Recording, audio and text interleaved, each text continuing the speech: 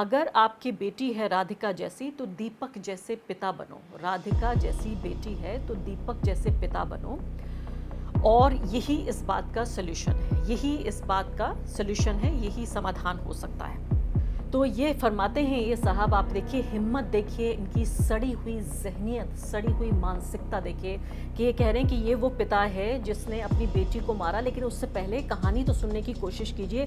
2.5 करोड़ रुपया लगाया इस लड़की की ट्रेनिंग में, इसको एकेडमी खुलवाने में, ये तमाम चीज़ें करने में, और किसी भी चीज़ से ज़्यादा अपनी बेटी को ये प्यार करता था।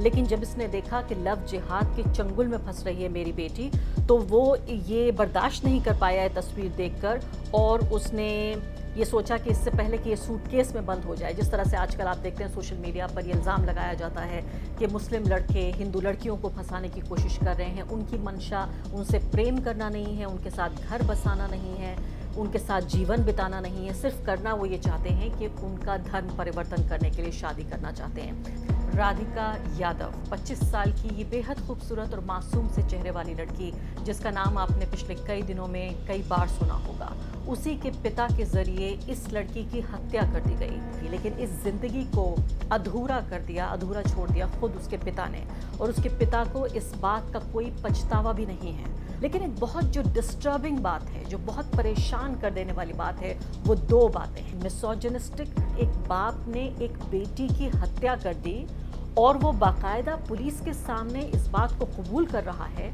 उसे अरेस्ट कर लिया गया है, जुडिशियल कस्टडी में वो है, पुलिस इसकी जांच पड़ताल कर रही है। लेकिन पूरे टेलीविज़न चैनलों पर और पूरे तरीके से सोशल मीडिया पर एक नाम छाया हुआ है, वही एक अदद, मैंने कहा कुर्बानी का बकरा, इनामुल हक नाम का ये लड़का। महिला विरोध और इस्लाम विरोध, इन दोनों मुद्दों पर क्यों, असली वजह क्या रही, इसके पीछे तथ्य क्या हैं, इन सबको दबाकर इन दो मुद्दों से उभारने की कोशिश हो रही है। नमस्कार, द वायर में आपका स्वागत है। मैं हूं आरफा खानम शेरवानी। राधिका यादव 25 साल की ये बेहद खूबसूरत और मासूम से चेहरे वाली लड़की, जिसका नाम आपने पिछले कई दिनों में कई बार सुना होगा, उसी के पिता के ज़रिए इस लड़की की हत्या कर दी गई। इस लड़की की ख़ास बात ये नहीं है कि ये सुंदर थी, युवा थी या मासूम शक्ल सूरत थी। उसकी सबसे ख़ास बात थी जो उसका टैलेंट था, जो उसके अंदर प्रतिभा थी। ये टेनिस प्लेयर थी एक लड़की, ये लड़की, और कई बार इसका राज्य स्तर पर नाम रोशन किया उसने। पूरे अपने राज्य का 113 रैंकिंग उसको मिली ITF विमेंस डबल रैंकिंग्स में। और इसके बाद जब वो एक तरह से छाने लगी, मैं कहूँगी, जो एक राज्य स्तर का आकाश था, और एक तरह से उसके अंदर पोटेंशियल तो ये था कि वो राष्ट्र के स्तर पर भी चमक सकती थी। लेकिन इस ज़िंदगी को अधूरा कर दिया, अधूरा छोड़ दिया खुद उसके पिता ने, और उसके पिता को इस बात का कोई पछतावा भी नहीं है। उसने अपने रिश्तेदार से ये बात कहा, पिता ने, उसकी हत्या करने के बाद। ये लड़की जब सुबह के वक्त किचन में खाना बना रही थी, अपनी बेटी को सामने देखने की हिम्मत नहीं हुई कि वो उसको शक्ल के आस एक दूसरे के सामने उसको फेस नहीं कर पाएंगे, तो उन्होंने पीछे से वार किया। 5 बुलेट शॉट्स लगे और लड़की ने दम तोड़ दिया अस्पताल ले जाने से पहले ही। तो आप ये देखिए कि जब इस रिश्तेदार को बताया तो कहा कि मैंने कन्या वध कर दिया, ये शब्द का इस्तेमाल किया, मैंने कन्या वध कर दी, ये रिश्तेदार को बताया। यानी कहीं ना कहीं पूरे तरीके से इस मुद्दे को एक जुर्म के नज़र से तो देखा जाएगा, लेकिन इसके अलावा जो अलग अलग चश्मे हैं उससे किस तरह से देखा जा रहा है। पिछले 24 घंटे में जिस तरह से ये घटनाक्रम उभर कर आया है, मैं वही तस्वीर आपके सामने रखने की कोशिश करूंगी। पुलिस का काम है, वो जांच पड़ताल करेगी, इस मुद्दे के तथ्य क्या हैं वो भी मैं आप तक लेकर आऊँगी।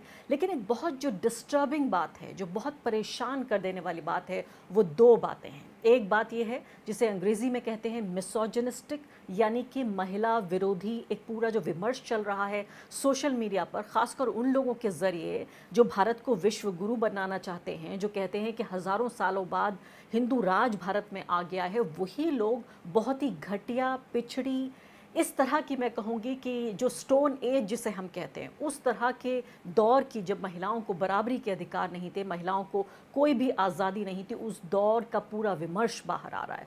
और दूसरी बात जो कि पूरे तरीके से मोदी काल की एक देन है, वो बात ये कि पिछले 10-11 साल में चाहे कोई हत्या हो, बलात्कार हो जाए, चोरी हो जाए, डकैती हो जाए, कोई भी घर का कोई कलेश हो जाए, सिर्फ एक एंगल ढूंढा जाता है कि कहीं से हमें एक मुसलमान ले आओ। एक अदद मुसलमान अगर मिल जाए तो सारा मसला हल हो जाए। और इस केस में भी जहां एक बाप ने एक बेटी की हत्या कर दी और वो बाकायदा पुलिस के सामने इस बात को कबूल कर रहा है, उसे अरेस्ट कर लिया गया है, जुडिशियल कस्टडी में वो है, पुलिस इसकी जांच पड़ताल कर रही है, लेकिन पूरे टेलीविज़न चैनलों पर और पूरे तरीके से सोशल मीडिया पर एक नाम छाया हुआ है, वही एक अदद, मैंने कहा कुर्बानी का बकरा, इनामुल हक नाम का ये लड़का।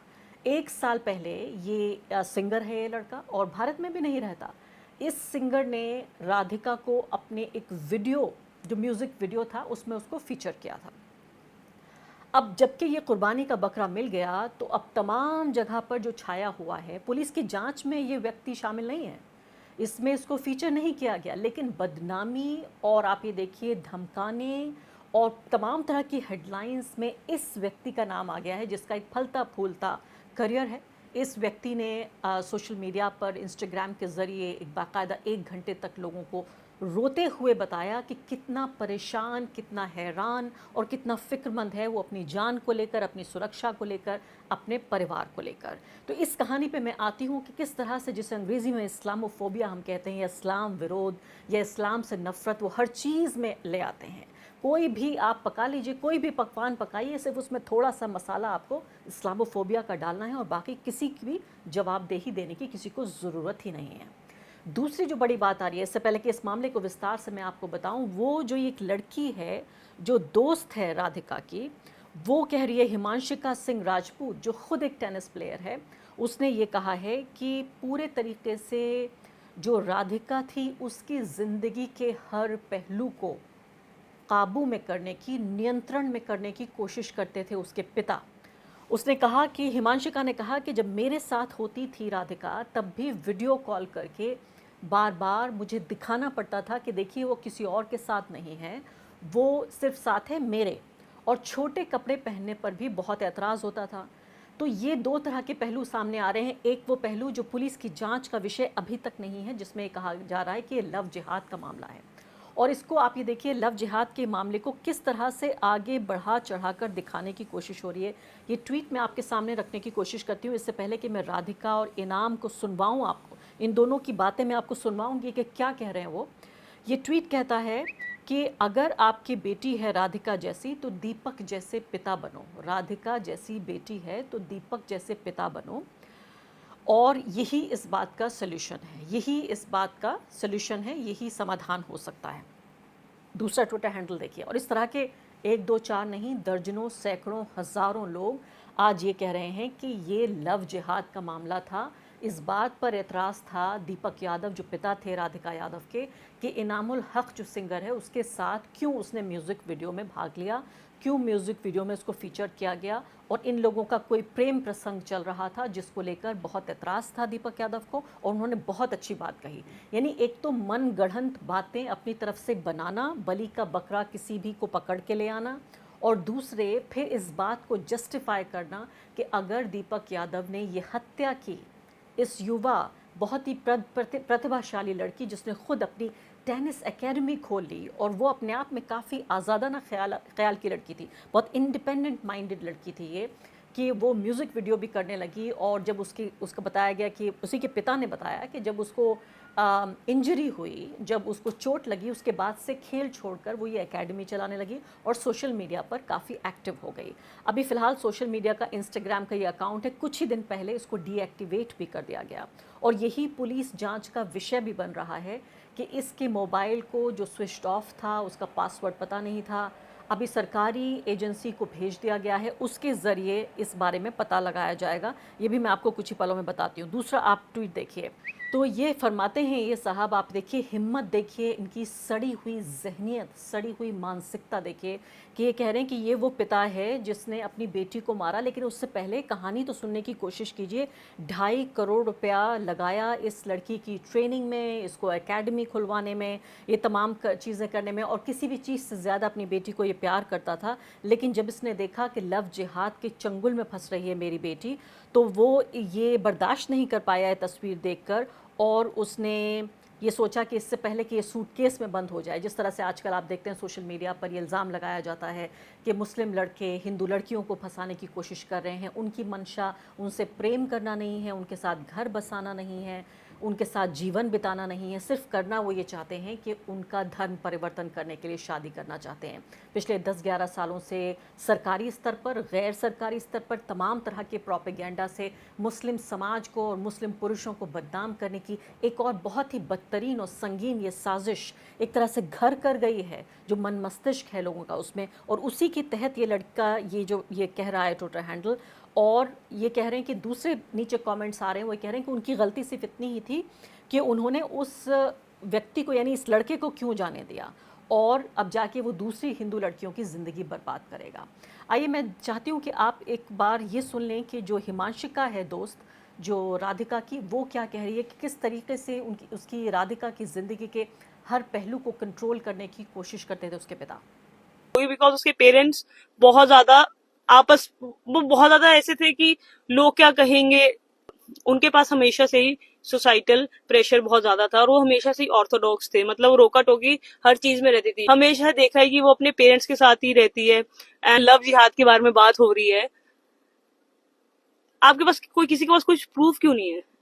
लव जिहाद, वो किसी से बात भी नहीं करती थी, उसके घर पे इतनी ज्यादा रिस्ट्रिक्शंस थी, बट वो बहुत टाइम से ना अपने घर पे सफर कर रही थी। बहुत ज्यादा उसको ना घर पे बहुत ज्यादा घुटन महसूस होती थी, क्योंकि ऐसे कौन ही रहना चाहेगा यार, हर चीज का एक्सप्लेन करते रहना कि क्यों कर रहे हैं, क्या कर रहे हैं, किससे बात कर रहे हो। आई रिमेम्बर वीडियो कॉल्स पे भी उसको दिखाना पड़ता था कि अभी देखो हिमांशिका से मेरी बात हो रही है। इनामुल हक, ये इंस्टाग्राम अकाउंट आप ये देख रहे हैं, इस व्यक्ति ने, इस गायक ने रोते हुए इंस्टाग्राम लाइव किया और अपने तमाम जो फॉलोअर्स हैं उनको बताया कि उसकी कोई गलती नहीं है। उसने कहा कि 1 साल से उसका कोई कांटेक्ट नहीं है, ये एक कमर्शियल वीडियो था जिसमें वो किसी भी मॉडल को हायर कर सकता था।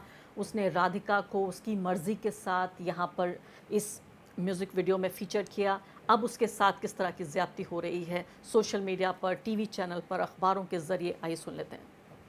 मुझे लग रहा था कि व्हाट, ये मैं डेली सोप देख रहा हूँ या न्यूज चैनल देख रहा हूँ। ये डेली सोप के राइटर्स न्यूज चैनल में आ गए। कहीं पर मेरा नाम अब्दुल, कहीं पर मेरा नाम जीशान, कहीं पर मेरा नाम इनाम, ऐसे लिख रहे हैं लोग। कहीं पर बोल रहे दुबई में मिले थे पहली बार, मैंने हर जगह बोला कि मैं दिल्ली में मिला हूँ पहली बार। और अब मैं आपको बताती हूँ कुछ वो पहलू, कुछ वो तथ्य जो अब तक हमारे सामने उभर कर आए हैं। इसमें एक तथ्य तो ये है कि जो ये फ़ोन हासिल किया गया है पुलिस के ज़रिए, इस फ़ोन के ज़रिए डेटा रिट्रीव करके, डेटा बाहर निकाल के इस फ़ोन का, जिसमें काफ़ी हद तक इस डेटा को डिलीट भी कर दिया गया है, ये भी खबर आ रही है। तो पुलिस इसको देखने की कोशिश कर रही है। Department of information technology, electronics and communication, जो डाइटेक है, उसके ज़रिए हरियाणा सरकार का इसको कोशिश की जा रही है कि जो डिलीटेड मैसेजेस हैं और जो बातचीत हुई है उसको बाहर निकाला जाए। इसके अलावा इंस्टाग्राम अकाउंट भी है, जो एक दूसरा इंस्टाग्राम अकाउंट था उसको भी बंद किया गया, उसके ज़रिए भी देखने की कोशिश हो रही है। लेकिन इस बीच जो हमारे सामने तथ्य हैं वो हम देखने की कोशिश करेंगे कि ये तथ्य क्या हैं।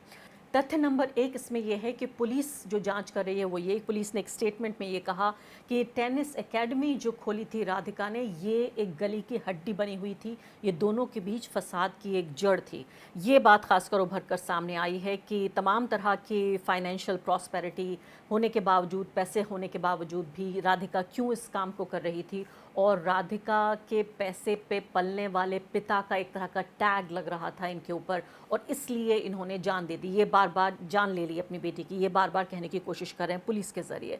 अब दूसरी महत्वपूर्ण बात यह है कि इन्वेस्टिगेशन से जो और चीज़ें उभर कर सामने आ रही हैं, जैसे मैंने आपको बताया कि म्यूज़िक वीडियो है, और 2 तरह की बातें सामने आ रही हैं कि क्या इस म्यूज़िक वीडियो में एक्टिंग करने के लिए इनके पिता ने इजाज़त दी या नहीं दी, या अपनी आज़ादी को इस्तेमाल करके इस लड़की ने ऐसा करने की कोशिश की। तो ये दूसरा पहलू उभर कर सामने आ रहा है कि ये जो रोमांटिक वीडियो फीचर किया गया था उसको, उससे क्या परेशानी थी इनामुल हक नाम का जो व्यक्ति है। तीसरी बड़ी बात कि इंस्टाग्राम अकाउंट डीएक्टिवेट किया गया म्यूज़िक वीडियो बनाने के बाद। तो क्या ये म्यूज़िक वीडियो, आप ये सोचिए कि जिस नाम के लिए, जिस शोहरत के लिए राधिका ने इस म्यूज़िक वीडियो में हिस्सा लिया, उसके बाद इंस्टाग्राम अकाउंट क्यों डीएक्टिवेट किया। तो इससे एक शक की सुई घूम रही है कि क्या वजह रही, क्या पिता को ये पसंद नहीं था, इनामुल हक से समस्या थी, या मॉडलिंग से समस्या थी, या इस तरह की शोहरत से समस्या थी, हम जानते हैं कि हरियाणा, उत्तर प्रदेश के इलाके और राजस्थान के इलाके भारत में जिस तरह की एक पिछड़ापन है, उसके अलावा ये ख़ास जो इलाके हैं ये काफ़ी हद तक बदनाम हैं। महिलाओं को लेकर जिस तरह का विरोध, जिस तरह की हिंसा, जिस तरह से उनकी आज़ादी और अधिकारों को कुचलने का पूरा एक इतिहास रहा है पिछले लगातार न जाने कितने दशकों का, उसी इलाके से ये लड़की भी बदकिस्मती से आती है। अब अगला जो तथ्य सामने आ रहा है कि इस टेनिस एकेडमी को चलाने के पीछे क्या ये वजह थी कि राधिका के पिता को पैसों की ज़रूरत थी, लेकिन उसके बाद वो अपनी आज़ादी को इस तरह इस्तेमाल करने लगी जिसको पिता को ये बात पसंद नहीं आई, परिवार को ये बात पसंद नहीं आई। न्यूज़ लॉन्ड्री की डिटेल रिपोर्ट ये कहती है साफ तौर पर कि रिश्तेदार ये कह रहे हैं कि इतना पैसा था उनके पिता के पास कि कोई ज़रूरत ही नहीं थी उसको काम करने की। और इसके अलावा महिलाओं की आज़ादी को लेकर ख़ासकर इस परिवार का जो बर्ताव था वो अच्छा नहीं था। मोहल्ले की आस पड़ोस की तमाम जो महिलाएं हैं वो ये कह रही थी कि उन्होंने कभी राधिका की माँ तक को नहीं देखा। 4 साल से ज़्यादा वो लोग यहाँ रह रहे हैं, तो एक बड़े ही पॉश इलाके सुशांत लोग में ये रहते थे। और यहाँ पे रिश्तेदार ये कह रहे हैं कि क्या आपको लगता है कि पैसे की ज़रूरत थी राधिका के पिता को? ये गलत है। राधिका के पिता के जो कज़न हैं, चचेरे भाई हैं, वो ये कह रहे हैं, उन्होंने तमाम न्यूज़ लॉन्ड्री की इस रिपोर्ट में बताते हैं कि ये तमाम तरह की बेहतरीन और महंगी कारें दिखाकर ये कहा कि देखिए तमाम कारें पार्क में यहाँ पे पार्कड हैं यहाँ, और आप ये देखिए इतना बड़ा बेहतरीन ये बंगला है। क्या राधिका के पिता को वाकई ये ज़रूरत थी पैसे की? ये बात गलत है। इसके अलावा ये ख़ुद ये चचेरे भाई कहने लगते हैं कि मैंने ख़ुद 50 लाख रुपए अपने बेटे के ऊपर ख़र्च किए, इंटरनेशनल स्तर का शूटर बनाया उसको, लेकिन कल को जाके वो किसी भी ऐरी गैरी औरत से अगर शादी कर लेगा या उसके प्रेम में पड़ जाएगा तो मैं क्या करूँगा? ये बताइए, क्या मुझे ये अधिकार नहीं है कि मैं उसको सबक सिखाऊँ? तो इस तरह के जो बयान आ रहे हैं परिवार के, वो कहीं ना कहीं शक की सुई एक और दिशा में इंगित करते हैं। तो यहाँ पे सवाल ये पैदा होता है, 2 बातें जैसे मैंने आपको कहा इस वीडियो में। पहली बात तो महिला विरोध साफ तौर पे नज़र आ रहा है, चाहे वो परिवार का हो, चाहे परिवार के बाहर सोशल मीडिया पे हो, या बहुत ही पिछड़ा हमारा जो टीवी मीडिया का ये पूरा नेटवर्क है उसको हम देखें। और दूसरी बात मैं कहूँगी जो इस्लाम विरोध, महिला विरोध और इस्लाम विरोध, इन दोनों मुद्दों पर क्यों, असली वजह क्या रही, इसके पीछे तथ्य क्या हैं, इन सबको दबाकर इन 2 मुद्दों से उभारने की कोशिश हो रही है।